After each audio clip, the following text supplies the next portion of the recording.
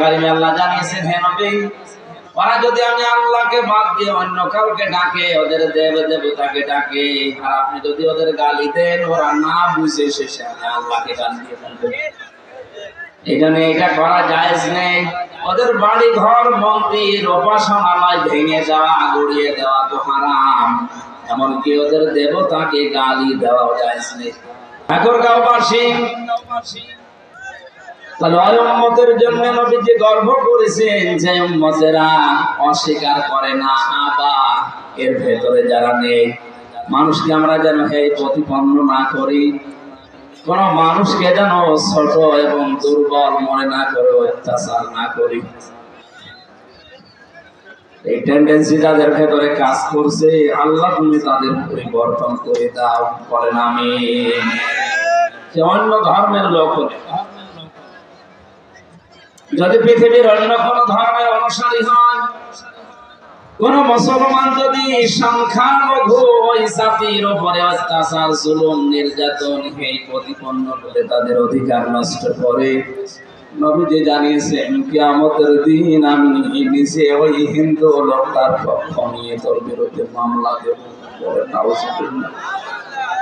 সুতরাং এদেশে যারা আছেন তারা আমাদের জন্য আমানত। দুঃখজনক হলো সত্য, এই আমানতের ভেতরে কিছু উচ্ছৃঙ্খল, বিশৃঙ্খল, উল্লুক মার্কা লোক আছে। এরা আজ অনেকেই মুসলমানদের বিরুদ্ধে উল্টা পাল্টা ষড়যন্ত্র করছে। আল্লাহ যেন তাদেরকে বুঝ দেন মানুষ হিসাবে। আরে ভাই, আপনি যাই বলেন না কেন, পৃথিবী উল্টিয়ে গেল, আমরা একই দেশের লোক। সুতরাং ফরিদপুরের এই ঘটনা বিচ্ছিন্ন, এটা যারাই ঘটিয়েছে, আমরা যারা দায়িত্বে আছে, প্রশাসনে, আদালতে, বিচার ব্যবস্থার উপরে আমাদের আস্থা আছে।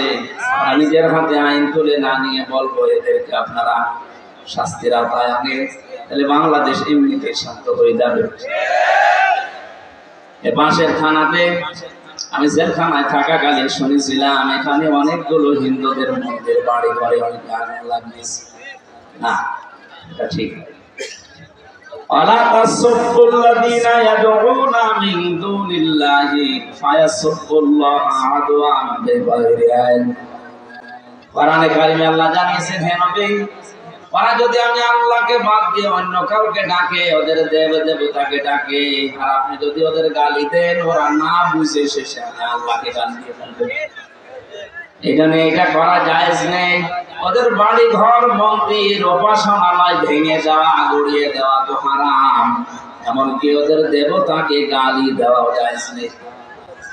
যে মুসলমান জাতির জন্য অন্য ধর্মের দেবতাকে গালি দেওয়া জায়েজ নেই, সেই মুসলমানের জন্য ওদের বাড়ি ঘর ভাঙা কোনো ক্রমে জায়েজ হয়। সুতরাং আমরা বিশ্বাস করি এবং এই কথা বলি, হিন্দুদের বাড়ি ঘরে যারা আগুন লাগিয়েছে এরা কোনো মুসলমান না। খোঁজ নিয়ে দেখবেন, হয়তো নিজেরাই কাজ করতে পারে।